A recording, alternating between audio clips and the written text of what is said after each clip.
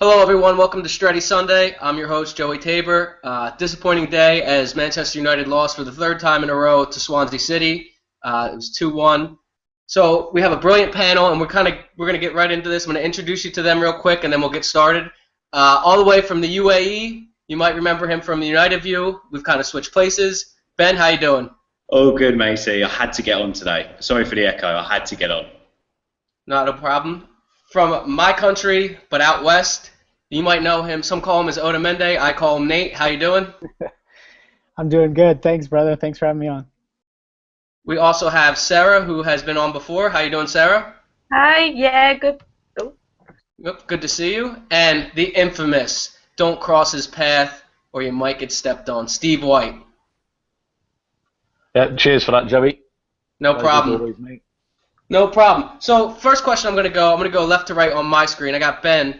Ben, today's starting 11 was kind of what United fans have been asking for. We got Herrera in the team. You know, the midfield was out there. Do you think that today was our strongest starting 11 that we could have possibly put out there? Yeah, instead of going straight into a rant, I've got to say, in terms of the team today, we can't really complain, can we? I mean, we've got the players playing who we want to play. The back four pick themselves at the moment. Romero picks himself at the moment. Rooney has to play up front. Who else are going to put up there? Hernandez. I don't see any other option. Herrera, for me, after with Januzaj out, he had to play at number 10. Depay picks himself, Memphis, sorry, and Matarak. The team picks itself at the moment. The problem is it's just not moulding. It's not working. There's something there that just doesn't work. Everyone's saying put Mata to number 10. For me, I can see why Van Gaal plays him out on the right. It allows him to come inside and create a bit of space for Darmian. But for me, he's on the wrong wing. If he was out on the left and was creating that space for Luke Shaw, it would have been it would be a heck of a lot easier for Luke Shaw to get going. The team, I can't complain with the team. I can complain with the way we played. It was far too backwards for my liking. Even when in the first half, when we had our good spell, even after we went 1-0 up, I love the midfield, love Schweinsteiger, love Schneiderlin, but for me, they're like for like. It's the same with Carrick. They're the same player. You stick Ander Herrera next to them, it's a completely different side. We're going forward, we're playing forward passes. We're not playing it back to defence all the time. I mean, I reckon Chris Smalling's the guy who gets on the ball the most, apart from Romero in our team. It's mad. I don't understand the way we play it. I don't understand, Joey, me and you were of a similar age. We grew up watching United attack. The famous chant all the time. Even the commentator on BN Sports said it. You came to watch United play, the famous United chant.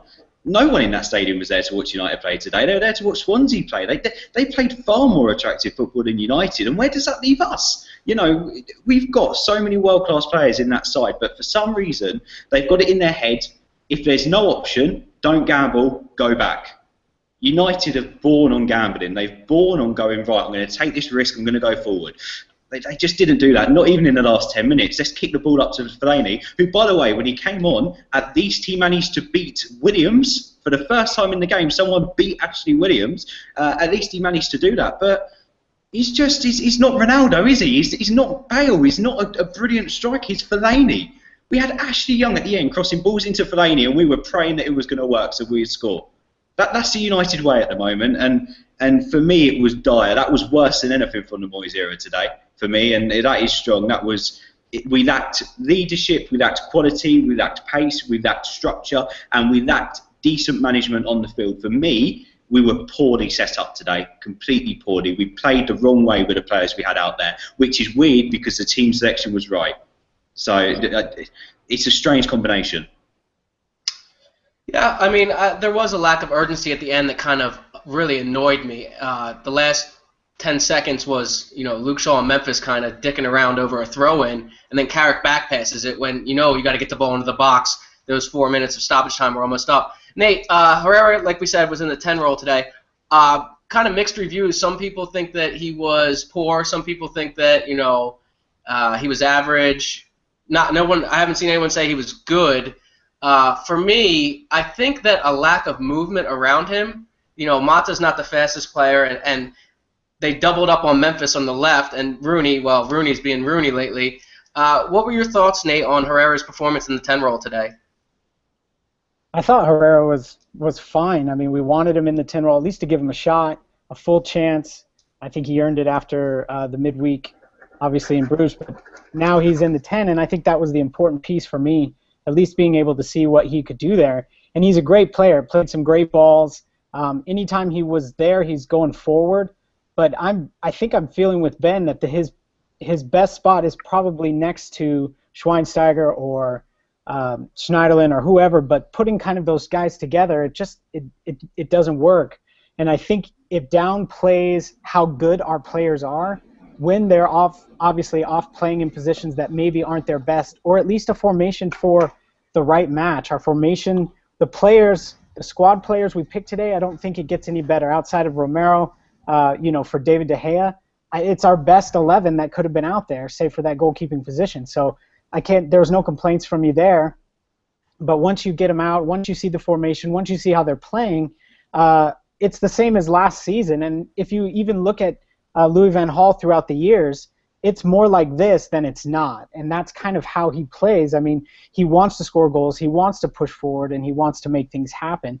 But it just doesn't work. And I think you see that in people like Herrera, not so much Rooney, because he's just not taking the chances like he should. At least just fire it on goal and see if something goes in. But for Herrera, for Carrick, for Schneiderlin, even for Schweinsteiger, these guys are great players. These are footballers in the truest sense. But when they're pushed up, when they should be back, or if they're back and should be forward, it's just off right now. And so Herrera played a good game, not a great game, but he did create some chances. And had we bagged one or two of those, the match would have been done. Yeah, I completely agree. I think that we started off very well. We started off very well against Newcastle. And maybe had we had a clinical goal scorer up front, we wouldn't be having this conversation. We'd all be sitting here with a smile on our face. But that's not the case. Sarah, some strange substitutions today for me.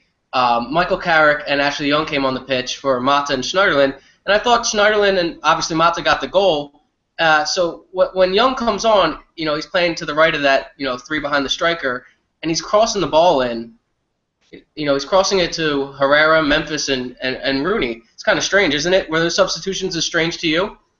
I don't think there's any words to describe my feelings when they came on. I mean, I love Michael Carrick, right? But you're 2-1 down. You're basically just blown a game. Do you bring Carrick on and take off your two most creative players? I mean, really? I mean, it just didn't make sense to me. Young, yeah. To an extent, I understand, but it just didn't make sense. I mean, to pull them off, I mean, Mata can be frustrating, but if there's one player who I'm going to say, right, we're 2-1 down, we need a goal, it's Mata. He's going to put that pass through, or he's going to score that goal.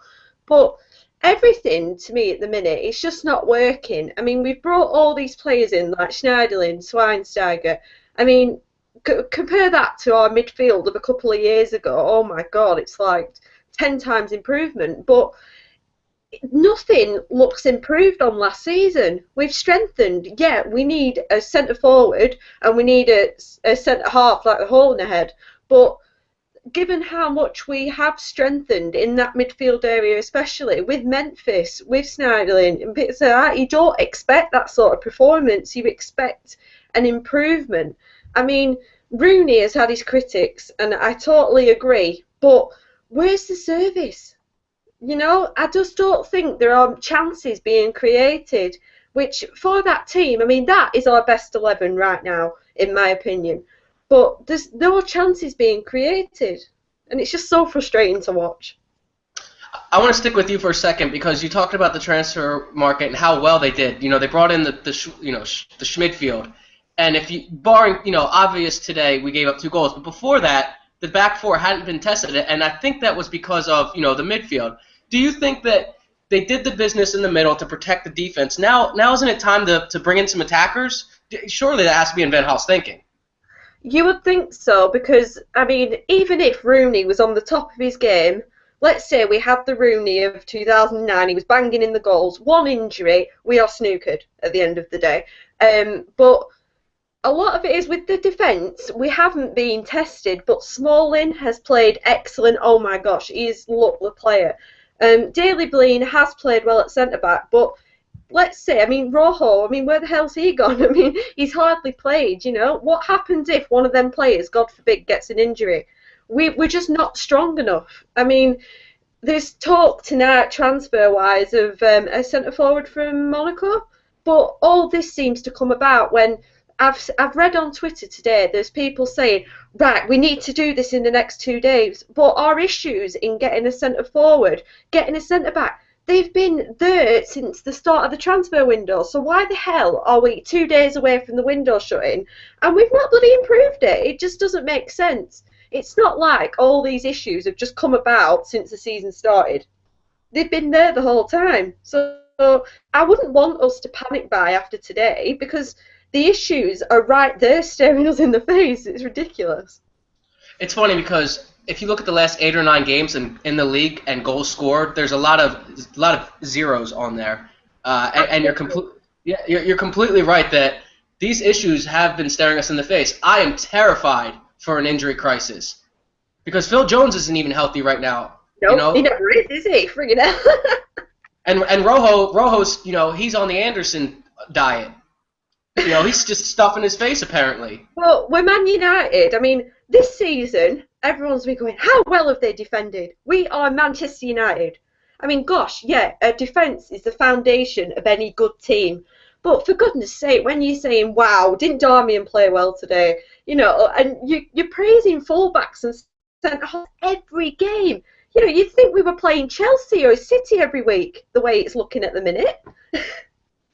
Yeah, I completely agree with just about everything you said. And last but not least, Steve, I know you're getting sick of answering this. I'm getting sick of asking it. When is enough with Wayne Rooney? I'd love to be able to answer it, mate, to be honest, but I think for the past 2 seasons, I think I've made my feelings perfectly clear. That guy could just play gash after gash after gash under Moyes. Moyes didn't have the bollocks to bring him off. Last season, yeah, he was moved around a bit. Again, people were telling me for donkey's years, Wayne Rooney's this good, his future's in centre midfield. I didn't see any of that last season. Now, people can blame the system all they want. They can blame the system on him this season. I was coming on with Ben when he was hosting last year on the United View, and I was saying the service is an absolute joke. Van Persie, all right, and Falcao, people probably had a point. Van Persie was left out to dry last season because people were just saying, oh, he wasn't scoring, he's shit, he's doing all this. Rooney's being left up and exactly the same, completely exactly the same. The thing that I've got with Rooney is his performances are shite. He hasn't even got a touch. Been saying the same for donkeys. How can you be apparently this good in the world class bracket, and you can't even have a touch? He's went through twice today on goal, and he's lumped it up just to the goalkeeper. One of them was a fucking clearance. You expect that in a box? And the thing that gets you with the fans is we had Bruges in the week, right? And the thing that winds you up is you go on Twitter after and you see all the fucking M&M vines. Guess who's back again? And that's our fan base all over, Joey. It is, mate. Rooney, right? He'll probably break Sir Bobby's record this week. Is England have got a fucking shit group again, and it's the same old nonsense. You know what I mean? He scores against Kazakhstan and fucking San Marino. Yeah, he's going to break Bobby's record. He'll smash it. He'll probably end up with 60 goals. He scored 1 in a World Cup. I watched him in Euro 2004, buddy. Tell you what, I've never been so excited for a Man United to sign a player. I tell you. And the Wayne Rooney I'll remember was from then till about 2010. But this is a far cry.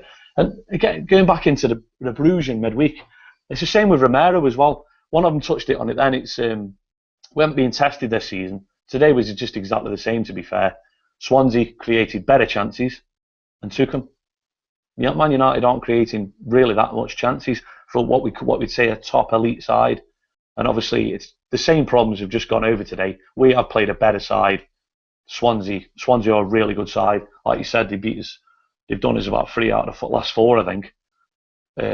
Even though one of them was Moisey and we got done last year. But they beat good sides. They beat Arsenal. So you go back into the week, and we have Bruges. Give Bruges a good hiding away. It turns out Bruges are absolute garbage. Same with Sergio Romero. We'll get on to him. Sergio Romero saves a one-on-one against a bloke who I'm convinced probably plays for Bruges part-time, and the other part-time he's making waffles for tourists. I'm telling you. And that's it. And the fans are going, oh, Romero, I'd definitely have him as a number 1 all season. De Gea can fuck off to Real Madrid. You know what I mean? Is this how far we've fallen? This is what makes Manchester United players. Rooney gets an hat-trick against some absolute shambles of a side in Bruges. Romero saves a one-on-one, like I say, a guy makes crepes or waffles for fucking tourists. And this is how bad the fan base is now. They're forgetting the great captains, the great players we've had. They mentioned Rooney as a fantastic captain. I said all last season on every show, it's nonsense. They're just living off the name. I tell you what, did Roy Keane live off stats when he was captain? Did Roy Keane go in and say to Watts at the end, "Oh, what was my pass completion? How many tackles did I make?" No, because everyone could see it in the stadium. He was 100%. That's a captain. Probably is unfair to put him against Keane. No one will ever get to Keane. Put him against Vidic, Rio, Everett. There's nothing from him. He went one-on-one today. Thought he had loads of time. Ashley Williams has done him. Completely done him. Brilliant defending. Rooney's gone down, straight back up, calling a referee a prick. It's always someone else's fault. You know what I mean? It's nonsense. We've got problems, real problems, and we're less than 48 hours away from the window. And if you ask me now, have Man United improved from May? The only way I can put it is, how have Man United managed to sign Bastian Schweinsteiger, who I'm in love with, by the way? He's phenomenal. How have we managed to sign him and gone backwards? Everyone keeps talking about the midfielders. Some fucking brilliant midfielders come in. We've gone backwards. We've solved one problem, created more. The goalkeeping situation. Romero today, dear oh dear, if that's what you want as an United number one, you aren't winning the league. You can moan on Twitter and Facebook all you want, you aren't winning the league. It doesn't take a genius to know that guy is not number one. I was wrong on here a couple of weeks ago. I don't know if any of you was on. Dale asked me what do I think of Sergio Romero after the first game. And I said, he reminds me of a Lindegaard. And I'll apologise to Lindegaard, he's just a shit Roy Carroll. You know what I mean? And this is who we've got to take out from David De Gea. It says, and then people are just saying, oh, we'll fuck him off. David De Gea has carried us for 2 seasons. Paul Scholes said it in the week again, where Bruges and Rio was in the studio, sorry. Scholes, he said, everyone said it. But then you get morons on Twitter saying Fellaini and Young got us fucking Champions League football. I don't know what games some of these are watching, but dear oh dear, these problems have been there for a while, and United have got 2 days to wake this up. I'm not going on Louis van Gaal. We have made changes, and I was saying exactly the same all last season. Obviously, when we were chasing fourth, a start was terrible. We have made changes, and it is going to take time. It is going to take time, and the manager needs backing. But you can't grumble with some. We aren't even doing basics, man. You know what I mean? I'll let someone else go on. I could talk for about 2 hours, mate. To be fair. I mean, at least Lindegaard's nailing supermodels off the pitch. It is a big 36 hours. Ben, he touched on Romero there, and that was my next question. Personally, I thought the first one he had horrible positioning because you see the ball get crossed to Ayew, and he kind of just watches it the whole way. And then the second one, you could have saved that. My little sister could have saved that. Romero just doesn't make you confident for the rest of the season. This is a big 36 hours for United. You know, I'm almost 100% positive Silason's going to come in, but there's massive question marks about him. You know, have we kind of, I want to say it like this. Woodward almost tried to pull a Daniel Levy and be too cute with it, and then in the end we're all going to get screwed anyway because De Gea is going to go to Madrid, and then we're going to be left with Silason and Romero. I mean, can you talk about the goalkeeping situation and the rest of the season with those two possibly battling it out for the number 1 shirt? Well, first of all, Steve, I've missed you, buddy. Oh my God, he's going to score 3 against Kazakhstan and be the best player in the world. Part-time guy who makes that's brilliant. That was gold. On goalkeeping, to be honest, David De Gea is going to go. David De Gea should have gone before the season had even started. Van Gaal's made his own sort of error there. Him and Woodward obviously together. For me, Romero looked all right the first couple of games. This is a position we are in. The position we're in is our defence is not good enough, so we've got to rely on 2 holding midfielders and a goalkeeper. Now, when you have a mediocre goalkeeper who can't make those 2 saves today, like a world-class goalkeeper would have done, then you're going to concede more goals than normal. That's when you need your strikers to score more goals. We haven't got a good enough attacking quality to go and score more goals. That's the problem. De Gea's first couple of seasons, he was shaky, but you know what? We won games because we went and scored more goals than the other teams. We haven't got goal scoring, we haven't got creative attacking players, and we haven't got a good enough defence. All we've got is a bit of a midfield. And I say a bit of a midfield because there's still not much creativity in that midfield. We've got Bastian Schweinsteiger, Michael Carrick, Schneiderlin, 3 great players. Schneiderlin is going to be a brilliant player for United within a couple of years. I have no doubt about it. You know, Schweinsteiger's class. He is just incredible. Carrick is sensational. But the problem is they're all the same player. You can't play them in the same team all together, and you can't play them together without being too defensive. So this is the problem we have. We need to have a world-class keeper if we want to play this formation and this way for the rest of the season. Otherwise, we are going to concede goals, and Steve's right, Romero is not world-class. I wouldn't go as far as saying he's shit. Roy Carroll, that's a little bit harsh, but you know what? I'm sure he'll take that, and Anders Lundegaard would appreciate the compliment.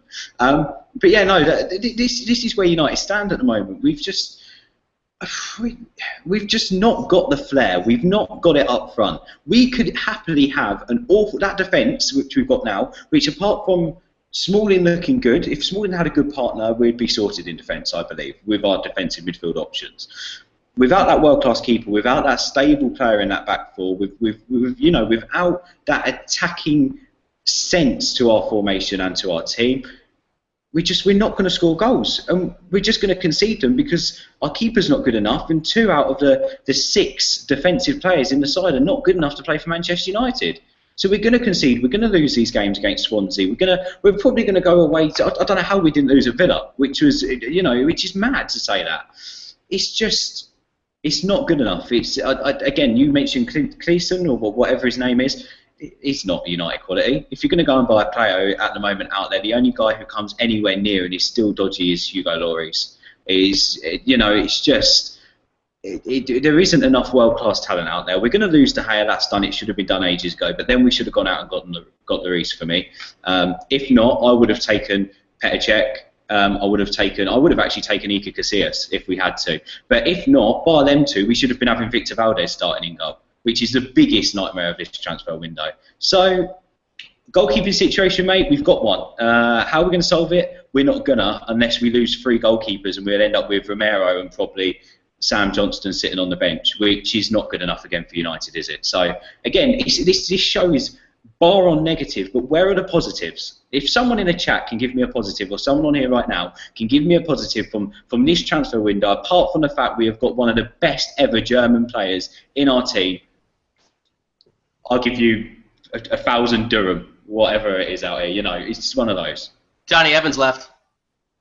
Yeah, well, that's only a positive because Steve doesn't have to get the tattoo on his bum because he was sold for less than 10 million. So that's the only positives to come out of that one. Yeah, I mean, look, I kind of want to focus on that now because I share your concern. This is Manchester United we're talking about, and there are major questions going into this season. Nate, who does this fall on? Is this a Woodward thing? Is this a Louis van Gaal thing? Or is it just the both of them not coming together early in the window and saying, all right, we've gotten, and even, all right, so the tour, while they're on tour and saying, all right, well, we got these players in, what's our game plan for the rest of the window? Because surely they'll have known that Hernandez wasn't going to stay, Evans wasn't, staying, he's not the quality. There's just not enough quality at the back as well. And even in wide areas, other than Memphis, like Van Gaal has said, and also Van Gaal came out in his press conference and said, I have to compete against Neymar and Bale and Ronaldo and these type of players in Europe. Is he sending a message to Woodward? Yeah, absolutely. He's Louis van Gaal is one of the most stubborn people I've ever seen, obviously from a distance, in my entire life. Ferguson was stubborn too, but he had something where he could make just a shit player believe that they were amazing and would go on and win trophies, and he did it constantly. The problem, I think, with LVG is he gets into these ego battles that he can easily win and move forward in a day or two, but he drags them on. The David De Gea situation, same thing. Okay, listen, if he wants to leave, that's fine. I mean, it sucks that he wants to leave, but it should have been done a long time ago and we move on. Woodward and Louis van Gaal if they didn't get together and have a plan 6 months ago, they should both be fired, and we should find people who know how to get together. It's unbelievable that it's come down to the last 36 hours. And although we've answered midfield problems that have been going on for 3 or 4 seasons now, it's left us with other gaping holes now. We're just moving our hole around the field and letting players just drop into it instead of fixing it. And whether it's Woodward or Louis van Gaal, both of them maybe are shooting for the stars, which I love. I think we should be going for great players. If that's the way we're going to do it from now on, that's fine. I could care less if a player costs $10 million or $100 million. I don't care. What we want is quality. We want top-notch talent, and we want the best in the world at Manchester United. If they don't want to be here, that's fine. Move on to the next player. But in the end, we've left it to the end, and now we're going to end up with someone like, I don't want to call any names because I don't want to disrespect any players out there, but we're going to end up signing players who are going to be less than what we could have had should they have been signed, like Darmian and Schweinsteiger and Schneiderlin, and taken on tour and embedded into the team and gone forward. But again, I always fall back on again, and I wrote a blog about it a couple of weeks ago. Getting over Alex Ferguson is the hardest thing any of us have ever had to do. We still can't figure out how to just move on from him, and it's because the football that he played, he saw what we played in the 60s, in the 70s, and he brought it back in the 90s, and we owned the Premier League. 13 Premier League titles in 21 seasons. We owned it, and now Louis van Gaal has brought his system, which again, if you look back at who Louis van Gaal is and what he's done, this total Dutch football thing, he's always done this. This is who he is. It's what he wants it controlled. He wants it relaxed. But like Gary Neville said today, you do that when you're 3-0 up, 4-0 up. You don't do that when you're 0-0 or 1-0. You've got to push for those goals, and then you control. Then you take 70% possession, and you see out the match, and you win 3-0 at Swansea like we should, not consistently losing 2-1 because somehow we get outdone by them. So hopefully Woodward and Louis van Gaal had a meeting 6 months ago. They've met 5 times a week since then. They just couldn't get the players they wanted. But the problem is we haven't moved on. We're drunk on Bale, we're drunk on Muller, and we can't seem to figure out how to get over the hangover and get on with who Manchester United is. And now we're stuck with a manager who plays this way. So hopefully we'll see some action in the next 36 hours because we have to. We've got no choice now. We go in with this squad. We're, again, fighting for third. We're fighting for fourth. And hopefully we can get a Carling Cup victory or whatever the cup is now. I don't know if it's Carling Cup anymore. But maybe we can pull out something like that. But unless we change it, it's done.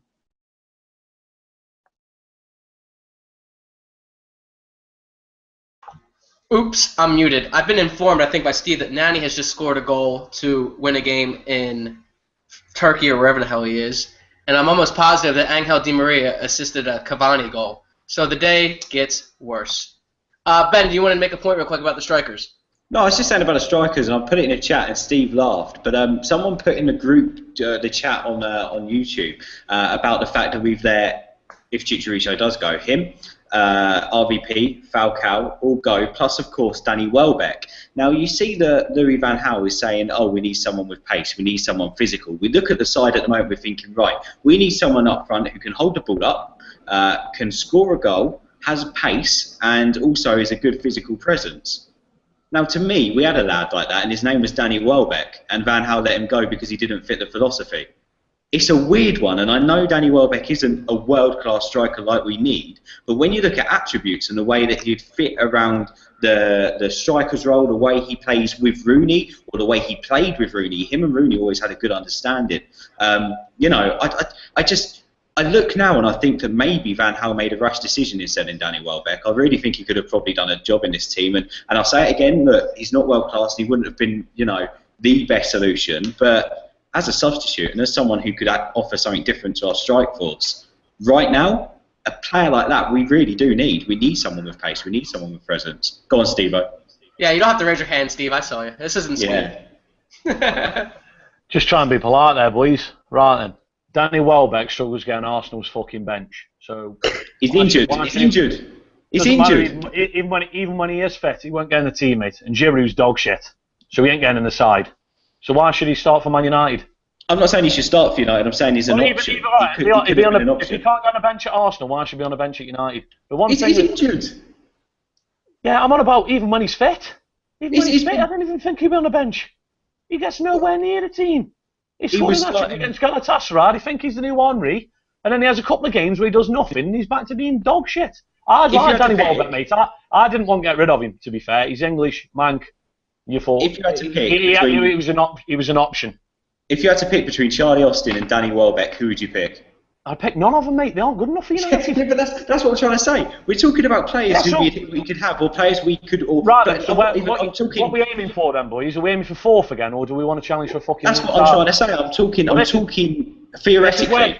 Well, we can have this conversation on Tuesday, mate, to be fair. Tuesday, about 9 o'clock, the window is shut for 3 hours. If United have signed no one, then we can all have a meltdown. If you're looking at it as now, I think any fan on Twitter, they'd take anyone. They'd take Adam Lafondra from Wolves. That's how shit we've been. I'm sick of going on Twitter seeing, oh, Berahino, I'd take him. I'd take him. It's even like, they're saying in the chat now. I don't rate Rooney. I don't rate Rooney. But So you we don't need someone. The Southampton player. Mane, It's come not on now. Mane. Come on. No. No, It's just... I agree with you on that, buddy. We're just getting desperate now. The only thing that I'll say is, Ibrahimovic. if we're going for fourth, then you get them players in. Or if the management come out and say, I'm going to build a side for the future, like when you were saying about Chelsea, just, I've got no... If Van Gaal signs Chelsea, just say, De Gea's gone. I really think this goalkeeper will be top class, a la what De Gea was. We've got to give him a chance. I'm building a side for the future. Then that's all you have to say. But obviously, we know Van Gaal's not here in 2 years. But you just keep getting mixed messages all the time. We go after Pedro. We fucked that deal up. We looked mugs. It was the easiest deal going. He had a buyout clause, and I don't know what we were doing. We looked mugs after Pedro, even against West Brom. Yeah, West Brom might be dog shit. Goal and assist, piece of piss. He's done exactly what we aren't doing. He'd have walked into United's side. You sign a Pedro, you keep De Gea, you sign a centre-back or a striker, you challenge for the title. This is the frustrating thing with United. There's some quality players in there. World class, we could argue, I don't think there's that many world class players, to be fair. The side's close, and the thing that frustrates me is I don't want to be Arsenal. We've bought players this year and we say, oh, you've spent money again. Well, we spent fuck all out of our own pocket again. It's money we've bought back in. And net spends fuck all. So we sold De Gea then tomorrow. Plus 15. Because I think the Spanish window shuts early, don't it? Yeah, well, So we wake up tomorrow. We wake up tomorrow at about 9 o'clock. De Gea's gone. So we're in the black by 30 million. Is that good? Again, some people might say, yeah, we're finally getting the spend down. I don't want to be Arsenal. Glazonomics. Arsenal fans don't want to be Arsenal. They don't. I'm not even going to compare Van Gaal to Ferguson, right? Because if we keep going back to Ferguson, if we keep going back, we'll never be happy. The guy was a freak. The guy won 50 to 60% of United's total trophy overall. What we need is a clear plan going forward. We didn't get that with Moyes. Can I see it with Van Gaal? I actually do. Is it hard to look at? Yeah, because we all go to games. So I'm coming away scratching my head going, dear, oh dear. But the messages I'm getting from United in this window, it just screams just a mess again. We've got Valdez on the bench, who's probably Barcelona's all-time fucking greatest goalkeeper. He ain't even in a club suit. I don't even think he's got a place at Carrington. It's an absolute embarrassment. De Gea, for what reason he won't play him? We could chat about him all night. You've got Lindegaard. The thing that gets me with Lindegaard and Romero, the noise coming out of Old Trafford last season was Lindegaard's terrible with his feet. So that's why I don't get games. How shit must he be? Romero's absolutely woeful with his fucking feet. Have you seen what he was doing today? I was there against Spurs on the opening day. He's garbage.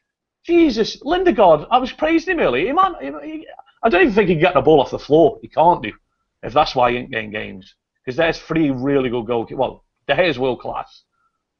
Valdez, I just find strange. Yeah, he refused to play in an under-21s game, but I think the treatment of that, I mean, it just borders petty. I mean, the guy ain't even in a fucking suit and we're paying him. When we were tossing off over Valdez, I can't believe Valdez has turned down Liverpool and teams like this and come and sit on our bench just in case De Gea might go. That sends out a real message. And then 6 months later, he might be on about his Besiktas. It's just a comedy of errors. It's just so frustrating. I've got no idea if anyone's going to come in. My point is, I'm not getting after the players in Berry, and Charlie Austin. Berry, could be a quality player. I've seen him a few times. Luke's decent. Charlie Austin had a great season. He's 26. Now, for me, United isn't crisis. The start shite. Our best striker, he's nowhere near up to the job. And the one complaint I've had in the past 5-6 years, or tell a lie, probably even just a bit before that, is when we had the squad under Sir Alex. And Sir Alex could get away with it because, obviously, we all know what he could do. My argument was we had a quality bunch of players, and we were signing Minuccio to push him on. Minuccio's dog shit. Merabiram Diouf to push him on. The competition, there was none. They get comfortable. Rooney, it wasn't even a challenge when Van Persie come in. Van Persie come in and absolutely tore him apart. It was embarrassing to watch. And then he's a top goal scorer last season, and he was under Moyes. But, I mean, seriously, it's like we could go into a season with Rooney. Hernandez, by all accounts, is off now.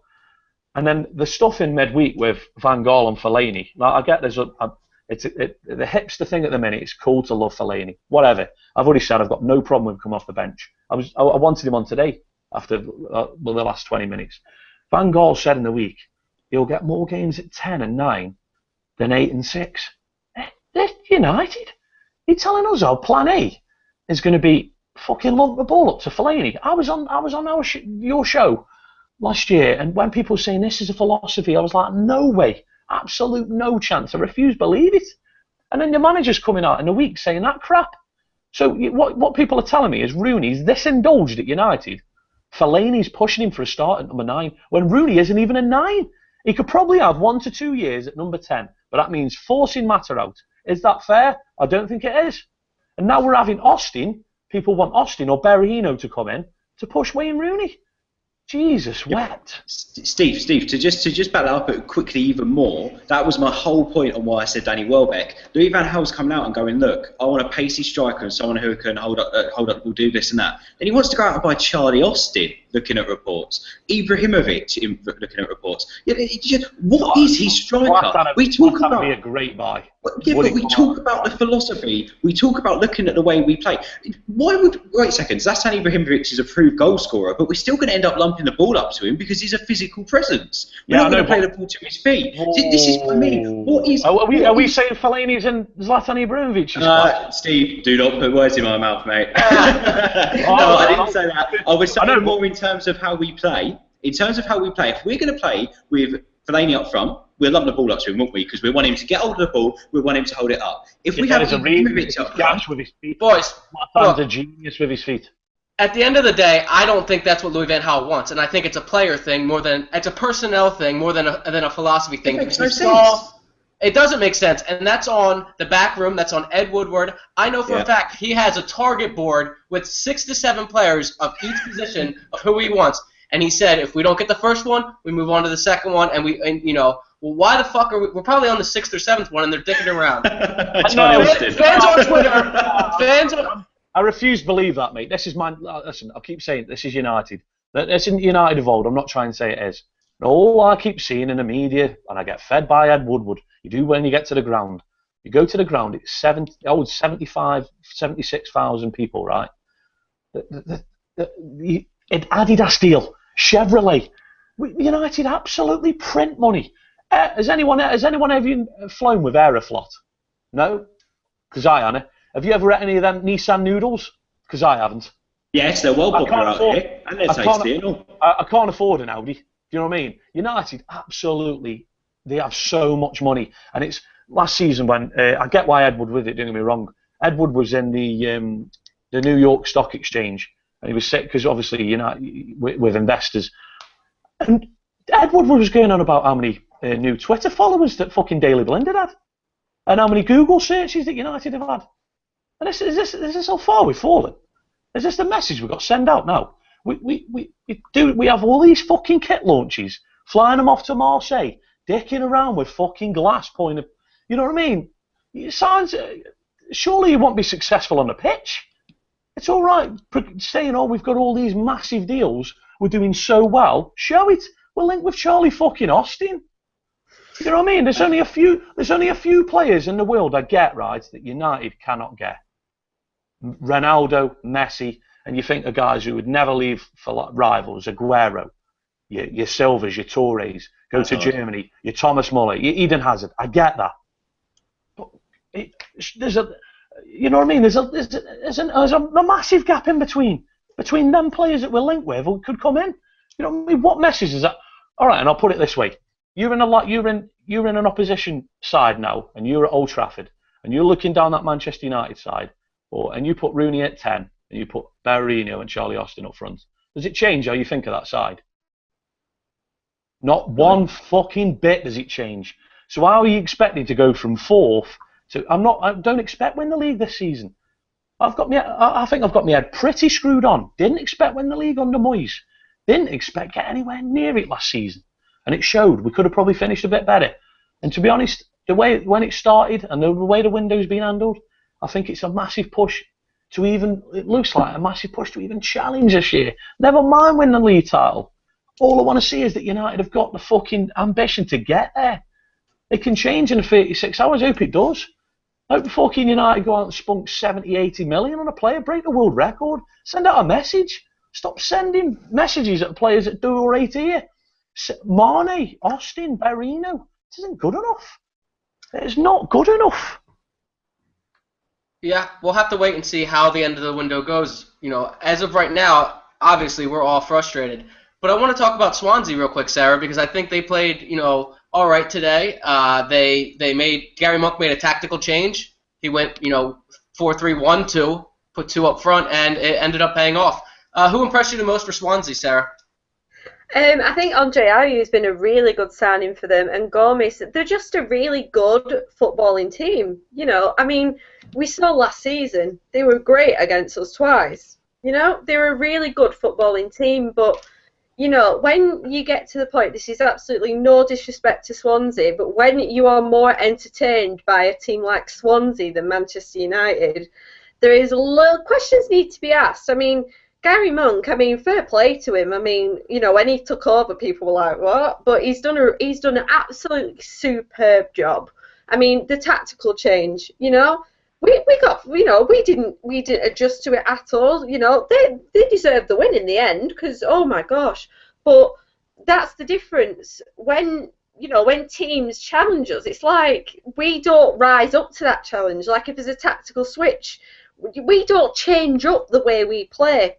So let's say, we don't say, it's so predictable. That's the best way I can really describe it. Because I can predict sometimes the pass that United are going to make.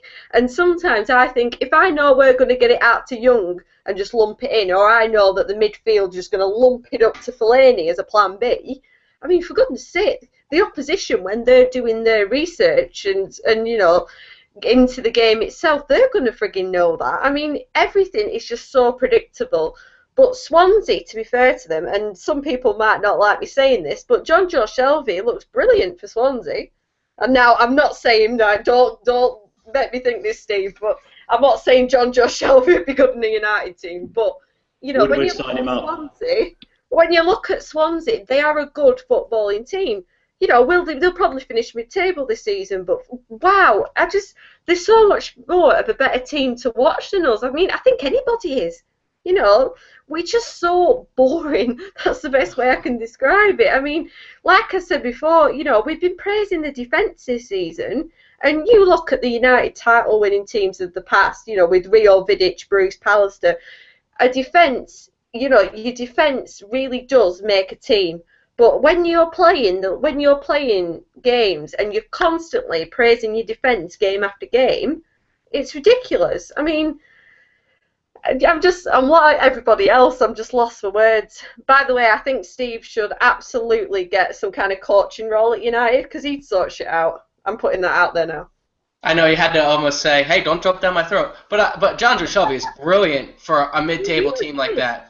For a 10th place, John Joe Shelvey has been brilliant. He scored that goal last season, and it was so frustrating because even United players would have seen in the scouting reports, do not let John Joe Shelvey shoot from distance. Absolutely. He's come on leaps and bounds since he's left Liverpool. Overall, they've made some brilliant signings. Gomez, he's an absolute pain in the neck. You look at teams like that, they're making really good signings. And, when teams that are lower down the league might not win every game, but at the end of the day, they're a lot more entertaining on the eye. You think, what the bloody hell's going on with Man United? Yeah, it is. I mean, I think that's down to our scouting department, which, it is And what it is at this point. A lot of people talk about big names like your Bales, your Mullers. And gosh, if you said to me, do you want Gareth Bale in that Man United team? Oh my God, I'd snap my hand off in a second. But you look at Darmian. I mean, did any of you guys know Darmian before this season? I only knew him because of the World Cup. That was the only reason I knew who he was. But he was did we pay like 12 million for him? I mean, I'd never heard of the guy, I'm not going to lie, but a lot of the time, I found that when United sign players that are not necessarily big names, Vidic, Evra, they weren't big names before they came to us. But I personally find that when we sign players that might not necessarily be world stars, they turn into world stars. That's why I can never understand the kind of need for like a big name. I mean, how often has that seriously worked out for us?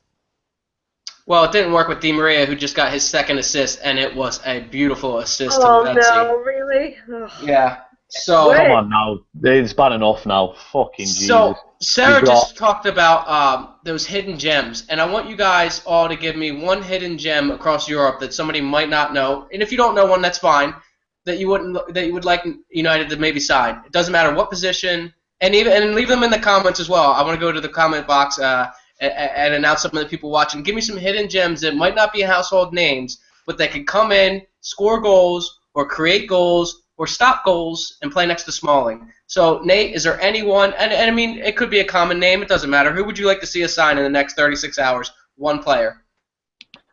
Well, one player for me, at least for now, would be Aymeric Laporte from Bilbao. He's not a hidden gem per se, but he could be the guy that will be there for years.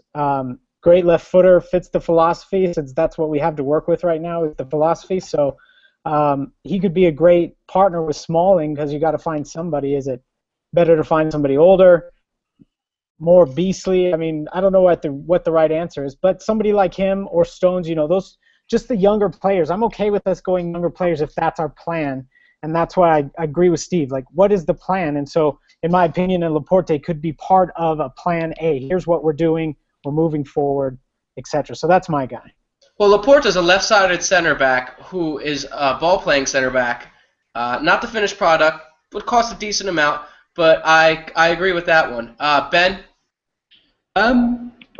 It's weird. I'm in two minds because I'd also like us to go back to the United way, and I'd like to maybe see a couple of young players just thrown in at the deep end. As much as they're probably not ready for it, like the Lingard and the Herrera, it would just be nice to see them thrown in, seeing as no one else is really doing a better job than them at the moment. In terms of two players I'd like to see, for what we want and for what I feel we need, Lacazette, for me, in terms of a striker, if you want someone who's physical, someone who's fast, someone who can score, he would be the first person I'll go out and buy. And then I agree with Laporte, or maybe even, I don't know, who else is there? This is the problem, we're talking about names, there's no one. Hummels ended. If I could pick anyone right now, it would be Matt Hummels. That went. Who else is there? There is no one for us to go and buy. We will not make any signings before this transfer window ends unless it's Charlie Austin, and I'm pretty confident of that. Well, to be fair, your job isn't to scout players, so hopefully our scouting department's doing better, But Johnny Evans back for $2 million. Yeah. So I'm gonna Alan Kelly, Jack Smith, hello and welcome. Thank you for watching. Sai, D. Patel, Sam Rafferty, Thomas Jenkins, who said Laporta would be great, and a left footer Van Gaal once. Salino, a friend of mine, he said Felipe Anderson, Marshall, Laporta, Dragovic, that's a name that popped up in the January window a lot. Jack McNamara says Lukaku would even be good. Raul Srivenson, Felipe Anderson, and there was also a lot of shouts for Griezmann in there. Griezmann, for me, is a player that will cost quite a bit, but for me, with your net spend where it's at, let's talk about net spend, fellas. Where our net spend is, it's a joke. If you have that war pass, at this point, 150 million. I know I'm going to be called crazy. Go throw 115 million on the table for Bale if you're that serious and you want him that bad. Just write a little number down on a piece of paper, hand it to Perez, give them an offer that they literally cannot refuse. Sarah? Did we all not think that football was better when we just didn't discuss net spend? I didn't start the net spend talk. Honestly, that was a gentleman on the Arsenal fan that was kind of funny. I saw that. But I think we've seen so many players go out, and a lot of that is masked by the Di Maria sale, which was £44 million.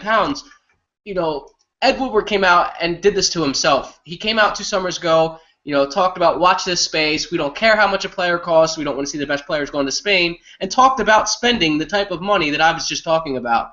So, I do agree that football was better, because I don't get it. I think that's an English thing. Me and Nate really don't care because I think, maybe because we're American, but, people like to sit there and go, well, your team spent this much and they're in 6th place, or this much and they're in 2nd and they didn't win the league. For us, we don't, it is what it is. There's so much stupid money in football that it is, it doesn't concern us really.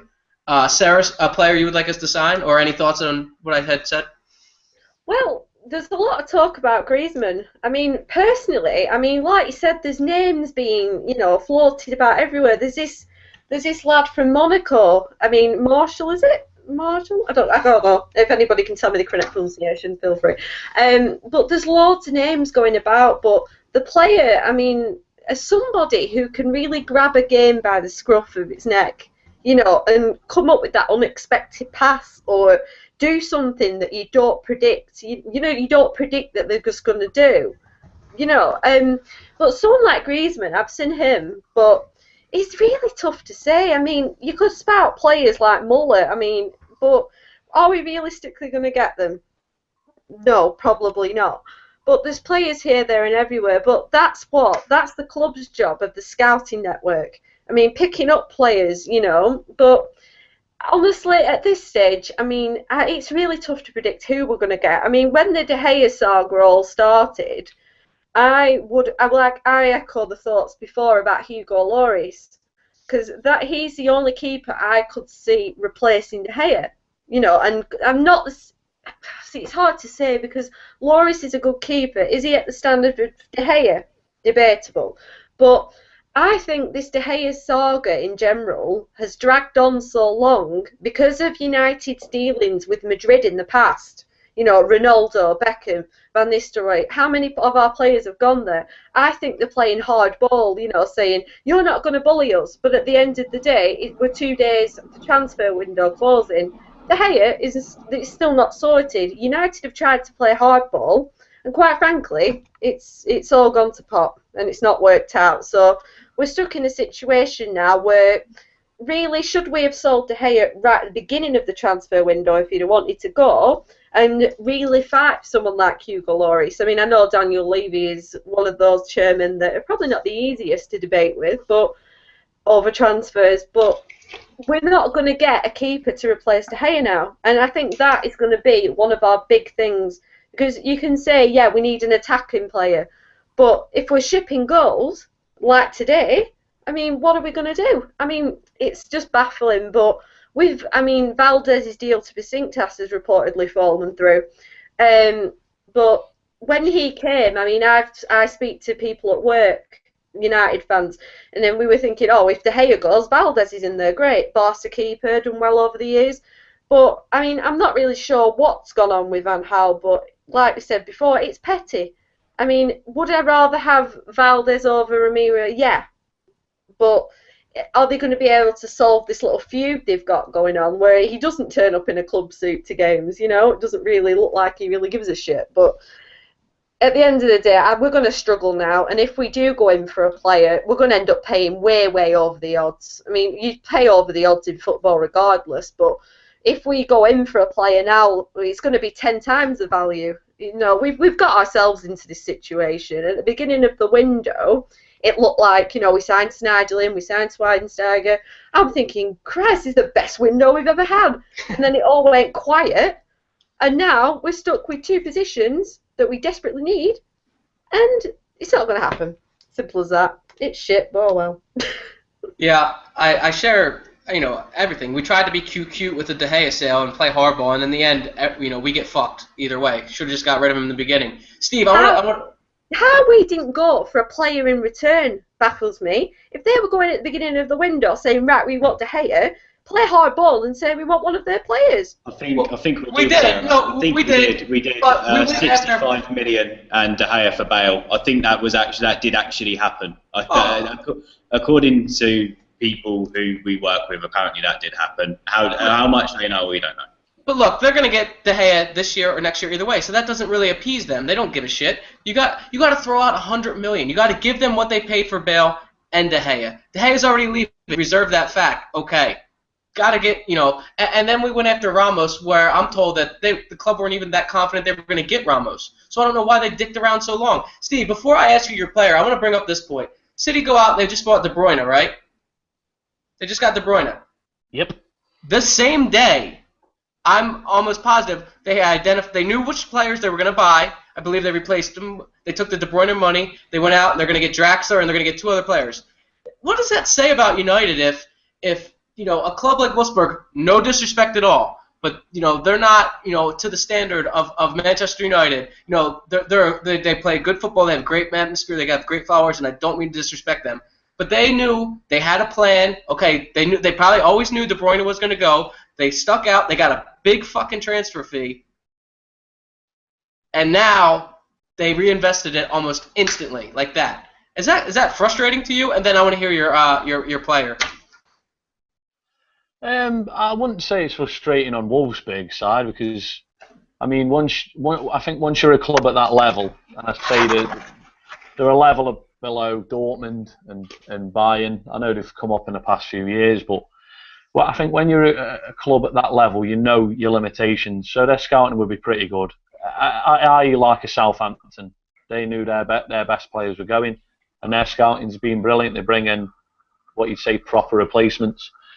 I think the only thing with City is City looks streets ahead of everyone else in the league. You could argue they don't need De Bruyne. I mean, they signed Mangala last year for 42 million, and it doesn't even look like he'll get in the team this year. They signed Otamendi, so he'll go in. I mean, at City, you've got Nasri on the bench. I mean, Navas plays, so obviously if De Bruyne plays, I mean, do City really need a £58 million creative midfielder when you've got Silva and Toure in there? No. But City are being quoted a price and they're going paid. Whereas United don't want to spend 22 million on Pedro. And that's the message it sends out to everyone. City and Chelsea, I know it's not their money, it's completely different. But it's a message, when they're going for a player, they aren't asked what's in the paper. They couldn't give a fuck that they spent 49 million on Raheem Sterling, make him England's all-time fucking heroes player. They don't care. They're not bothered. There was rumours 10 years ago that Ferguson, he wanted Arjen Robben for 5 million. Chelsea went, fuck that, he's a 10, 12 million pound player. Boom. He went there. United just keep making the same comedy of errors after. United are one of the biggest clubs in the world. And I think I'm not saying you have to keep going by what you say world-class players, superstars, FIFA players. Call them whatever you want. But these guys win your shit. Not being funny, but it's the same. Someone put it up earlier with Angel Di Maria. Oh, Angel Di Maria didn't work out, so why should we go out and buy world-class players? Well, he's gone. He was the guy that meant to push us on. Didn't work. So just because Ashley Young kept him out of the side last season, is Ashley Young going to take us on? He's 30. He come on the right wing today, dear oh dear. You know what I mean? This is the level we're talking now. Do you know what I mean? It's madness to think that United they got burned on one transfer and then they're not going to sign a top class player again. It's mental. Real Madrid in 2009, I think on the Monday, 56 million on Kaká. On the Thursday, 80 million for Cristiano Ronaldo. How much did Kaká go for when he fucked off to the MLS? Anything? It wasn't much. I think. Well, he went to Milan, right? Was that a permanent deal or was it a loan? I think that was a loan. I think, yeah. Yeah, I think it was a loan. But I mean, Kaká's is one of the highest paid players in MLS. Actually, he's right down the street from me. So, but you're right. Kaká, we lost 15 million on one player in a season. But Real Madrid have lost what they sold him. You know what I mean? Real Madrid don't give a fuck what they lose. They're massively in debt. They're in more debt than United. Real Madrid couldn't give a monkeys. Barcelona in exactly Barcelona had Messi and Neymar. They spent a huge amount of money on Neymar. Not anyone who'd seen Neymar at Santos and on YouTube videos probably just thought he was a shit Robinho. You know what I mean? He goes there, they don't need Suarez. But why do they want him? Oh, I know, because they want to go and win the Champions League and the league.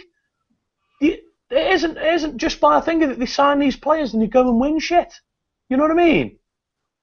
It just baffles me that people just think that we lost on Di Maria, so we're not going to sign a top-class player again. It's madness. I'm with you, Joey. Listen, fees today, I couldn't give them monkeys. How Wayne Rooney earns 300 grand a week, I don't know. It's all commercial. I mean, he isn't even good looking. Could you imagine if he was good looking? He'd earn 600 grand a week. Do you know what I mean? The money's madness. I couldn't give a monkey. I was actually happy that we spunk 60 million on Di Maria last year because I was sick of bringing in Bebe. Bebe was fucking homeless. You know what I mean? United, there's an elite club. There's an elite league. Real Madrid, Barcelona, Man United, Bayern. Yeah, Bayern have got a system there that's absolutely ridiculous, and no one even challenges them in Germany anymore. They don't need to go out and spend 70 million a player. Real Madrid and Barcelona seem to do it just because, they've signed one player. I mean, they signed James Rodriguez for what, 65, 70 million on the back of a World Cup. You know what I mean? They take gambles. If you get burnt, so what? Money's still flooding into this side. And our answer's what? Berino, Austin. Have you seen the rumour? I know United are going in for Bale. Bale is the dream. I think he will end up there. Probably not this season. But people going, I wouldn't spend 85, 9. Have a day off, will you? All right, if you don't want to spend that money, then don't moan that we're not going to win anything. Or we're not even going to challenge. I mean, we've got Ipswich in a couple of weeks in a Carling Cup. The Ipswich manager would have been pissing himself at that shit. He'd have been saying, you're going to go to Old Trafford. Everyone just thinks that United are going to steamroll you. There'd be no pressure on you. And any time there's no pressure on any side, they put out a performance.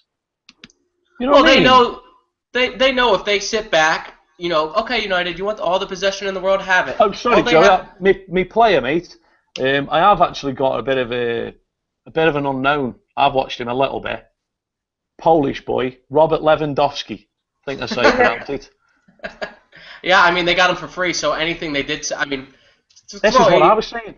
Throw 80 million on the table. How can they? That's an 80 million pound profit, and he will score goals. He will score goals. Sorry, I'm not Robert Lewandowski. Apparently, he's got a 40 million pound buyout clause. There's no way. When we were inquiring about him, or apparently the rumours were flying around, it was leaked that he had a 40 million pound buyout clause. Now, why we are not paying that buyout clause? What's the point of these buyout clauses, by the way? They're there. Yeah, if you go to play them, the club can still block the move. What's the point? Well, the player. I don't think that's how it works in Spain. I think the contracts are owned by the Spanish the player FA, has to want to move as well. Of course he has, yeah. Because I think Lionel Messi's has been done twice by some Russian side, probably Angelos and crap. They did. But obviously, they can talk straight to the player then, and Messi would have just gone, I've never heard of his. You know what I mean? Are they the same team? Are they the same team who bought that Blackburn defender, Samba, or whatever his name is? Yeah. Is that the same time? They were paying Eto like Eto was on about 68 grand a day. Something like that. Yeah. No, it's nuts.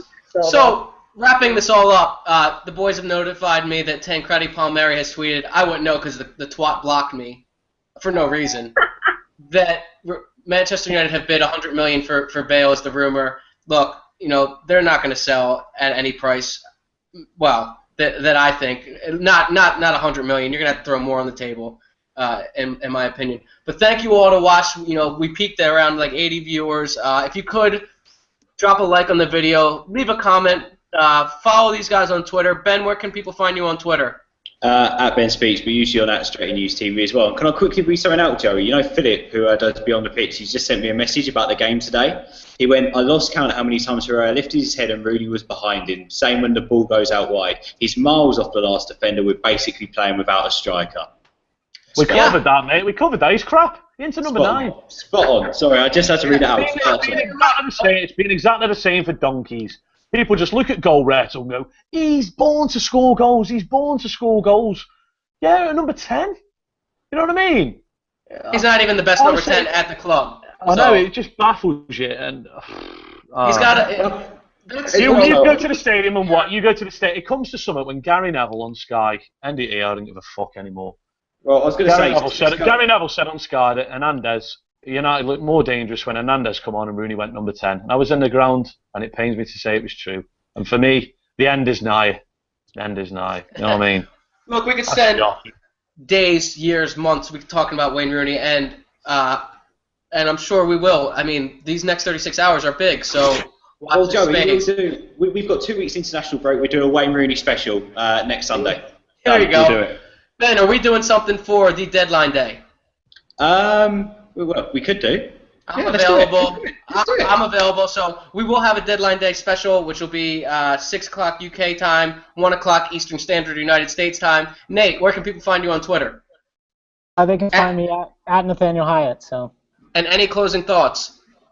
Yeah, it's frustrating as hell, but it's what we have. We got to get behind the manager and the players. Hopefully they do something in the next 36 hours to give us something.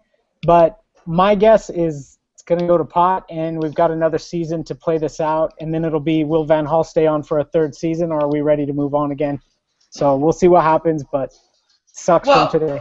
We didn't get to talk about. I had a question about the foundation that Louis Van Gaal lays and how managers come in and what Byron. I mean, he laid that foundation, and you got managers like Ancelotti, Klopp, Guardiola going to be available. So it's not all doom and gloom. What I will say is I hope that Woodward and Van Gaal just get completely pissed up tonight and just start sending emails with crazy numbers to clubs. Just fuck it, 200 million, Thomas Muller, here you go. Can you imagine them two on the piss? Like, could you actually imagine them two on the piss? I'm curious as to what their relationship is, but we'll talk about that sometime. Sarah, where can people find you on Twitter? Sarah MUFC 93. Any closing thoughts? Oh, let's just hope we sign a player or two. It's gonna be tough, and I don't think it's gonna happen. But we've got 2 weeks international break now. I mean, an international break's bad enough, but when you've just bloody lost, I mean, it's even worse.